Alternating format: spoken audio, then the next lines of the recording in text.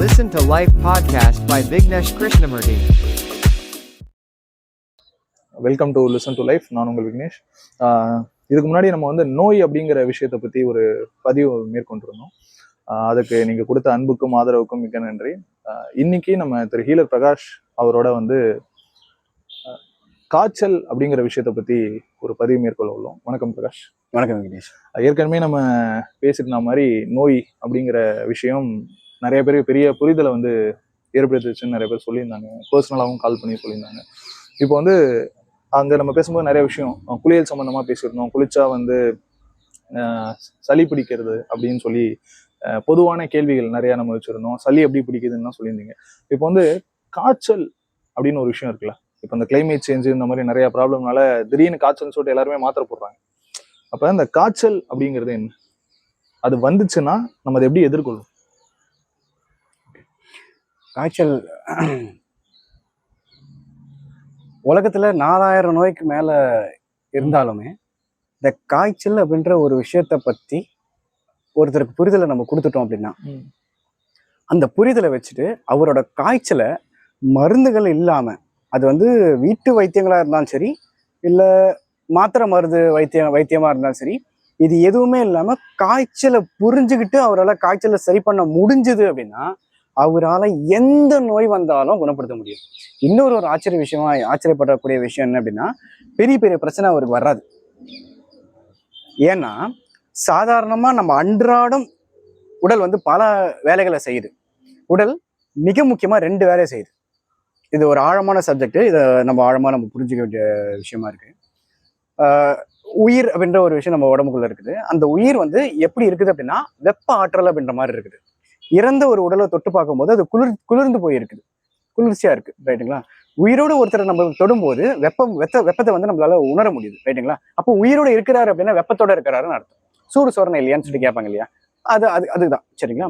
அப்போ வெப்பம் அப்படின்ற ஒரு விஷயம் இருக்குது அப்படின்னும் போது அந்த வெப்பம் 2 விதமா பிரியுது. ஒண்ணு, வெப்பம் உள்வாங்குற வேலை பண்ணுது. என்னென்ன உள்வாங்குற வேலை பண்ணுது? மூச்சு காத்து உள்ள வருது, தண்ணி குடிக்கிறோம், உணவு சாப்பிட்றோம். இந்த 3 விஷயமும் நம்மளோட எனர்ஜி, நம்ம வாழ்க்கையை வாழ்றதுக்கான மிக முக்கியமான 3 சோர்ஸ், ரைட்டுங்களா? இதை செரிமானம் பண்றதுக்கு ஆற்றல் தேவைப்படுது. இது வரைக்கும் ஒரு வெப்பம் வந்து பாத்துக்குது, உள்வாங்கி அதை செரிமானம் பண்ணி எனர்ஜி எடுத்துட்டு போய் சேர்க்கறது, கழிவுகள்லாம் வந்து நீக்கிறதுக்கு, இதெல்லாம் ஒரு எனர்ஜி. இன்னொரு எனர்ஜி என்ன பண்ணுது அப்படின்னா, அது வெப்ப ஆற்றல்ல இருந்து கொஞ்சம் விலகி எதிர்ப்பாற்றல் அப்படின்ற மாதிரி வேலை செய்யுது. எதிர்ப்பாற்றலும் வெப்பம் தான். எதிர்ப்பாற்றல் எங்கிருந்தோ வந்ததெல்லாம் கிடையாது, வெப்பம் தான் எதிர்ப்பாற்றல். அப்போ அந்த வெப்பம் அப்படின்ற ஒரு எதிர்ப்பாற்றல் என்ன பண்ணுது அப்படின்னா, வெளியில இருந்து வரக்கூடிய விஷயங்களோ இல்ல வெளியில இருந்து உள்ள வந்து சீரா வெளியேறாத விஷயங்களோ, கழிவு தேக்கமே நோயின்னு சொல்லிட்டு நம்ம முந்தைய பதிவுல நம்ம பார்த்தோம் இல்லைங்களா? இந்த விஷயங்கள் எல்லாத்தையுமே உடல் என்ன பண்ணும் அப்படின்னா வெப்பத்தை இன்க்ரீஸ் பண்ணி தான், அதாவது எதிர்ப்பாற்றலை இன்க்ரீஸ் பண்ணி தான் வெளியில தள்ளும்.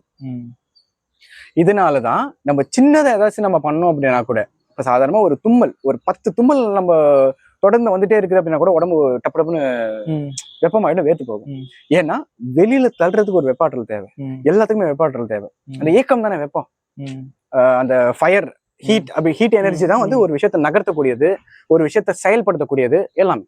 அப்ப அது எதிர்ப்பாற்றல் அப்படின்ற ஒரு விஷயம் மேஜரா வேலை செய்யற வேலை தான். உடல்ல மேஜரான வேலைகள் செய்யற விஷயத்தை தான் நம்ம நோய் அப்படின்ற மாதிரி நம்ம வந்து சொல்றோம். உள்ள ஏதோ கழிவு இருக்கு அப்படின்றப்ப அந்த கழிவை வெளியேற்றுறதுக்காக ஒரு வெப்பம் தேவைப்படுது. ஆமா.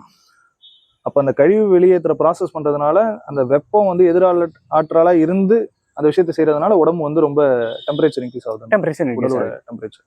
இப்போ கழிவு தேக்கம் வந்து நோய் அப்படின்னு சொல்லியிருந்தீங்க நீங்க. அப்ப இப்ப இந்த மாதிரி வரும்போது டெம்பரேச்சர் இன்க்ரீஸ் ஆகும்போது அவங்க என்ன பண்ணணும்? அதை அப்படியே அக்செப்ட் பண்ணிட்டு அமைதியா இருக்கணுமா, இல்ல அவங்களுக்கு ஏதாவது அதுக்கான சிகிச்சை ஏதாவது மேற்கொள்ளணுமா? இல்ல விக்னேஷ், இப்போ நம்ம என்னன்னா, நான் ஆரம்பத்தில் ஒரு விஷயம் சொன்னேன் இல்லைங்களா, காய்ச்சலை பத்தி ஒருத்தர் புரிஞ்சுக்கிட்டாரு அப்படின்னா, காய்ச்சலை குணப்படுத்திட்டாரு அப்படின்னு நான் சொல்லல, புரிதல் தான் முதல்ல. அந்த புரிதல்ல இருந்துதான் காய்ச்சல்லாம் என்னன்றது நம்ம இது பண்ணணும். காய்ச்சலை குணப்படுத்தலாம் முடியாது. உடம்பு தன்னைத்தானே குணப்படுத்தினா மட்டும்தான் உண்டு. அதுக்காக நம்ம வெயிட் பண்ணணும், அவ்வளவுதான். அதுக்கான சூழலை நம்ம அமைக்கிறோம், அக்செப்ட் பண்ணிட்டு அந்த சூழலை அமைக்கிறோம். அது என்ன வேலைக்காக வந்திருக்குதோ, என்ன வேலைக்காக இன்க்ரீஸ் பண்ணிச்சோ, அந்த வேலையை செஞ்சு முடிச்சதுக்கு அப்புறம் அது ஆட்டோமேட்டிக்கா போயிடும். அதுக்கு நடுவுல நம்ம என்ன ஆக்டிவிட்டி பண்ணோம் அப்படின்னாலுமே மசியவே மசியாது. ஒரே ஒரு விஷயத்துக்கு மட்டும் அது ஆஃப் ஆயிடுது. அது வந்து எதுக்காக அப்படின்றத நம்ம இப்ப அடுத்த இதுல நம்ம பார்க்கலாம். இன்னொரு விஷயம், நம்ம உடம்புல நார்மல் பாடி டெம்பரேச்சர் எவ்வளோ? 37 டிகிரி செல்சியஸ், ரைட்டுங்களா? அந்த 37 டிகிரி செல்சியஸ் நம்ம எங்க போனாலும் 37 டிகிரி செல்சியஸ் தான். நீங்க சஹாரா பாலைவனத்துக்கு போனீங்க அப்படின்னாலுமே 37 டிகிரி டெம்பரேச்சர் செக் பண்ணி பாத்தீங்க அப்படின்னா 37 டிகிரி செல்சியஸ் தான் காட்டும். அண்டார்டிக் ஓஷனுக்கு நீங்க போனீங்க அப்படின்னாலுமே, பனி பொழிவு நடக்கக்கூடிய இடத்துக்கு போனீங்க அப்படின்னாலும் 37 டிகிரி செல்சியஸ் தான். அந்த 37 டிகிரி செல்சியஸ் என்ன குறிக்குது? இந்த 37 டிகிரி செல்சியஸ் தான் இயல்பான வெப்பம், நம்ம உயிர் வாழக்கூடிய இயல்பான வெப்பம். ஆனா நம்ம ஆர்டிக் ஓஷனுக்கும் போல, பாலைவனத்துக்கும் போல, சாதாரண நார்மலான தட்பவெப்ப நிலையில சுத்திட்டு இருக்கும்போது உடல் ஏன் டெம்பரேச்சரை இன்க்ரீஸ் பண்ணிக்கணும்? இந்த கேள்விக்கு பதில் இருந்துச்சு அப்படின்னா காய்ச்சல நோயின்னு சொல்ல மாட்டீங்க. காய்ச்சல் ஒரு நோயின்னு சொல்லிட்டு போய் மாத்திரை போடுறதோ இல்ல வந்து ஊசி போடுறதோ தவறான அணுகுமுறைக்குள்ள நம்ம போக வேண்டாம். போக முடியாது. காய்ச்சலை பத்தி ஒருத்தர் புரிஞ்சுக்கிட்டாருன்னா இந்த பக்கம் போக மாட்டாரு. இப்போ காய்ச்சலை பத்தி புரிஞ்சுக்கணும் அப்படின்றப்ப நடுவில் ஒரு விஷயம் நீங்க சொன்னீங்க, அதுக்கான சூழலை வந்து நம்ம அமைச்சுக்கணும். காய்ச்சல் வந்து உடம்பு அதை சரி பண்ணிக்கிறது, ஆனா அதுக்கான சூழலை நம்ம அமைக்க முடியும். நீங்க அப்ப என்ன மாதிரியான சூழலை நம்ம அமைக்கலாம் சீக்கிரமா அதுல இருந்து வெளிப்படுறது? இப்போ உடம்புல கழிவுகள் அதிகமா தேங்கி இருக்குது அப்படின்றதுனாலதான் காய்ச்சல் வந்திருக்குது. வெப்பத்தை கூட்டி அதை செயல்படுத்துது அப்படின்னு சொல்லிட்டு நம்ம சொன்னோம் இல்லைங்களா? இப்போ சாதா தட்பவெப்ப நிலையில இருக்கும்போது உடம்பு வந்து தன்னைத்தானே வெப்பத்தை கூட்டிக்குது அப்படின்னா கழிவுகள் அவ்வளவு இருக்குதுன்னு அர்த்தம். எவ்வளவு கழிவுகள் இருக்குதோ அவ்வளவு டெம்பரேச்சர் டிகிரி கணக்குல வந்து ஏறிக்கிட்டே போகும். அப்போ அந்த டெம்பரேச்சர் எவ்வளவு ஏறினாலுமே கழிவுகளை நீக்கிறதுக்காக ஒரு விஷயமா தான் இருக்குதுன்னு சொல்லிட்டு நம்ம புரிஞ்சுக்கிறோம். டியூரிங் தி காய்ச்சல், அந்த காய்ச்சலின் போது உடல்ல ஏற்படக்கூடிய சிம்டம்ஸ்லாம் என்ன? உடல் வலி, முதல்ல டயர்ட்னஸ், என்ன வேலைகள் செஞ்சிருந்தாலும் அந்த வேலையை முடக்குது, கரெக்டுங்களா? ஒரு மாதிரி சோர்வு அடைஞ்சிருது, ஏற்கனவே படுத்துக்கணும் அப்படின்ற மாதிரி. நாக்கு கசந்து போகுது, நாக்கு கசப்பாகி எதுவுமே சாப்பிடணும்னு தோணல அப்படின்ற மாதிரி, பசிக்கல, நாக்கு கசப்பாகி பசி இல்லை அப்படின்ற மாதிரி இதுவாகுது. ஒரு சிலருக்கு சளி வெளியில வரும், ஒரு சிலருக்கு வறட்டு இருமலா வெளிப்படும், ஒரு சிலருக்கு தலைவலி வரும், ஒரு சிலருக்கு கால் வலி கொடையும், உள்ளுக்குள்ள போட்டு அந்த அளவுக்கு ஒரு கொடையும், ஒரு சிலருக்கு கை வலி வரும், இல்ல உடம்பு ஃபுல்லாவே வலி இருக்கும், ஒரு சிலருக்கு ஒவ்வொரு இடங்கள குத்துற மாதிரியான வலிகள் வரும், நீடில் மாதிரி பிரிக்கிங் பெயின் மாதிரி, குத்துற பெயின் மாதிரி இருக்கும். ஒரு சிலருக்கு ஒரு சில இடங்கள்ல வந்து வெப்பம் அதிகமா இருக்கும், ஒரு சில இடத்துல குளிர்ச்சியா இருக்கும். இந்த மாதிரி பல விதமான சில பேருக்கு காது வலி வரலாம், சில பேருக்கு வாமிட்டிங், நாக்கு கசந்து போச்சு அப்படின்றது என்ன சொல்லுது அப்படின்னா சாப்பிடாதுன்னு சொல்லுது, வேற ஒன்றும் இல்லை.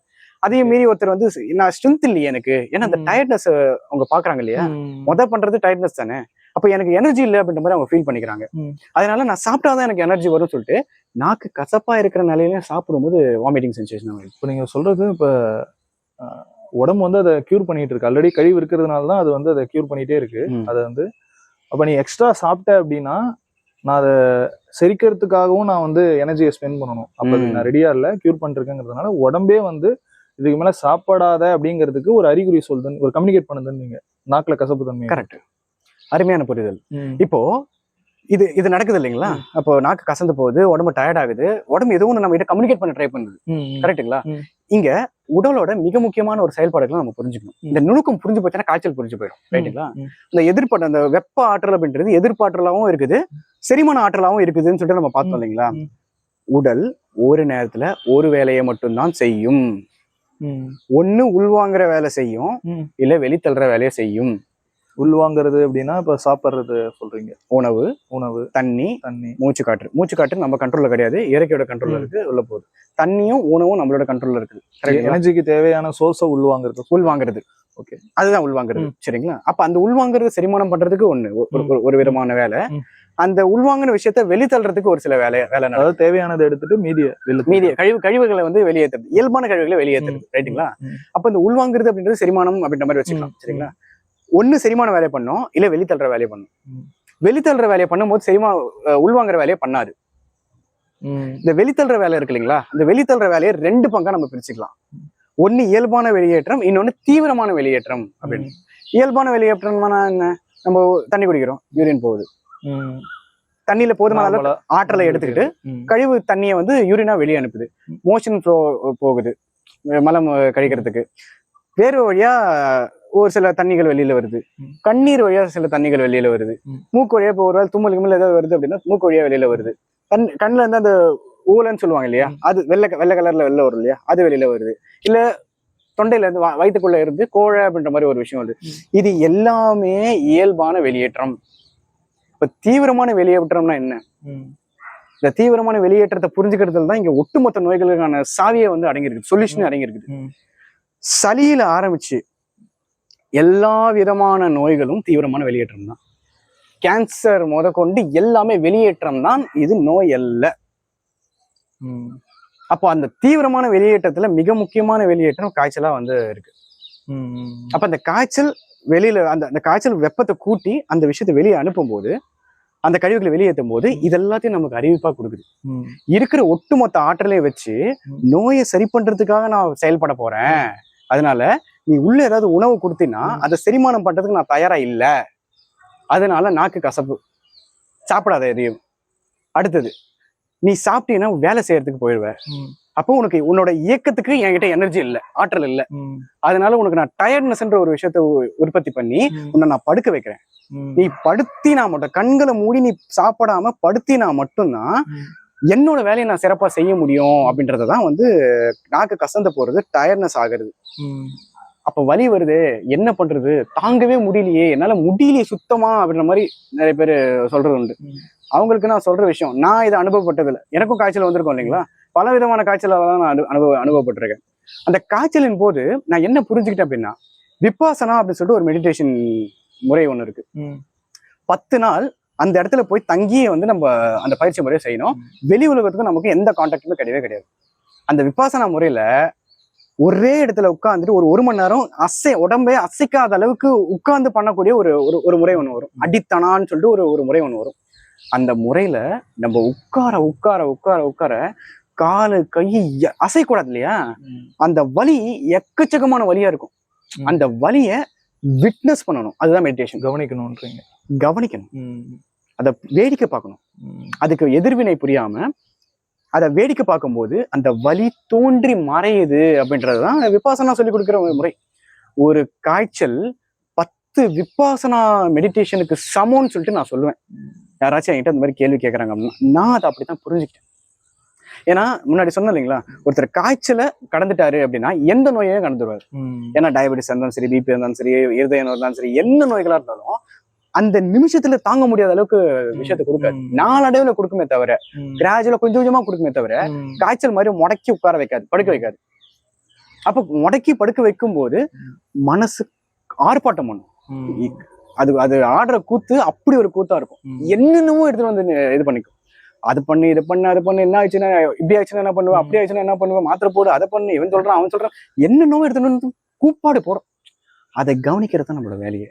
இன்னொரு விஷயம், வலிகள் ஏற்படுது இல்லையா, அந்த வலிகள் எல்லாமே எந்த உறுப்பு சம்பந்தப்பட்ட பாதிப்பால அந்த காய்ச்சல் வந்திருக்குதோ அந்த இடத்துல அறுவை சிகிச்சை நடக்கப்படும். இயற்கையான அறுவை சிகிச்சை தான் காய்ச்சல். அப்ப அந்த இடத்துல அறுவை சிகிச்சை செய்யும் போது அந்த இடம், அந்த உறுப்பு சார்ந்த இடங்கள் வந்து வலிக்கு உட்படுது. உதாரணத்துக்கு இப்ப மண்ணீரலோ, வயிறோ, கல்லீரலோ, இந்த மாதிரியான உறுப்புகள்லாம் சீர்கெட்ட நிலையில இருந்தது, இதை சரி பண்றதுக்கு காய்ச்சல் வந்துருது அப்படின்னா கடுமையான கால் வலியில இருப்பாங்க. அவங்க 2 காலுமே கொட்டையும், எலும்புல இருந்து வலிக்கும் அவங்களுக்கு. இப்போ நுரையீரல் சம்பந்தப்பட்ட பிரச்சனைகளுக்காக சரி பண்றதுக்காக வந்திருக்கு அப்படின்னா கழுத்து வலி, சரியான கழுத்து வலி இருக்கும், பின் மண்டை வலிக்கும், ஷோல்டர் வலிக்கும், கை ஃபுல்லா வலிக்கும், கையெல்லாம் கொடைச்சலா இருக்கிற மாதிரி இருக்கும். அப்போ ஒவ்வொரு உறுப்பு, எந்த உறுப்பு சீரமைப்பு வேலை நடந்துட்டு இருக்குதோ, எந்த உறுப்புல அந்த சீரமைப்பு வேலை நடந்துட்டு இருக்குதோ அந்த உறுப்பு சார்ந்த இடத்துல அந்த அறிகுறிகளை காட்டுது.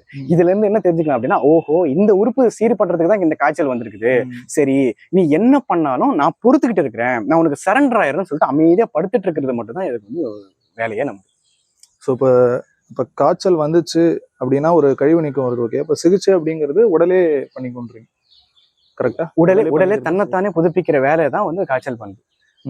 அப்ப அந்த காய்ச்சல் வந்து அந்த விஷயத்த மட்டும் பண்ணாம, காய்ச்சல் முடிகிற போது இயற்கையான வழியில ஒருத்தர் காய்ச்சலை குணப்படுத்திக்கிட்டாரு அப்படின்னா அந்த காய்ச்சல் ஒரு கிஃப்ட் கொடுத்துட்டு போகும். அந்த கிஃப்ட் என்ன தெரியுங்களா? இனம் புரியாத ஒரு எதிர்பார்த்தல். பல மடங்கு எந்த நோய் வந்தாலும், எந்த பருவ காலம் என்ன மாதிரியான சூழல்ல இருந்தாலும் அதை வெளிப்படுத்துறது, அதை எதிர்கொள்றதுக்கான எதிர்பார்த்தல் வந்து அந்த காய்ச்சலோட இறுதியில வந்து அது கொடுத்துட்டு இன்க்ரீஸ் ஆயிடும்ன்றீங்க. இப்போ நீங்க சொல்றது என்னன்னா, கழிவு தேக்கம் வந்து நோய், கழிவு நீக்கம் வந்து சிகிச்சைன்னு சொல்றீங்க. கரெக்ட். ஓகே பிரகாஷ், இப்ப காய்ச்சலை பத்தி இவ்வளோ விலாவரியா ஒரு பெரிய புரிதல் கொடுத்ததுக்கு ரொம்ப ரொம்ப நன்றி. முக்கியமா வந்து இப்ப நீங்க அந்த இதை 2 பகுதியா சொன்னீங்க. வேர்வை சொன்னீங்க. வேர்வை அப்போ வந்து உடலோட ஹீட் அதிகமாச்சுன்னா அதை சமநிலைப்படுத்துறதுக்கு நீரா வெளியேறுது அப்படின்னு புரிஞ்சுக்கலாம் இல்ல. அப்ப 2வது வந்து தொடர்ச்சியா வர இப்போ ஒரு சளியிலேருந்து காய்ச்சல்லேருந்து வர எல்லாமே கொஞ்சம் தீவிரமா அப்ப ரொம்ப நாளா நம்ம உள்ள வந்து கழிவை தேக்கி வச்சிருக்கோம் அப்படிங்கிறதோட வெளிப்பாடாக சொன்னீங்க.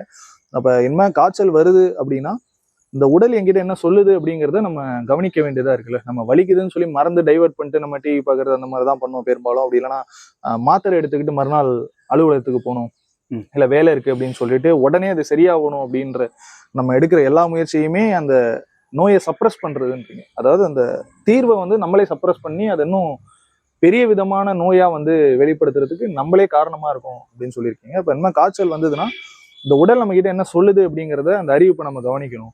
கண்டிப்பா. பசிக்க கூட பசிக்கும் போது தான் சாப்பிடணும். இப்ப காய்ச்சல் வரும்போது பசிக்காது. அதனாலதான் ஒரு டேஸ்ட்லெஸ்ஸான ஒரு விஷயம் நம்ம ஃபீல் பண்றோம். டயர்டா இருக்குன்னா படுத்து தூங்குன்னு இந்த உடம்பு சொல்லுது அப்படின்னு நிறைய விஷயத்த பகிர்ந்தீங்க. ஸோ இந்த ஒரு பெரிய புரிதலுக்கு மிக்க நன்றி பிரகாஷ்.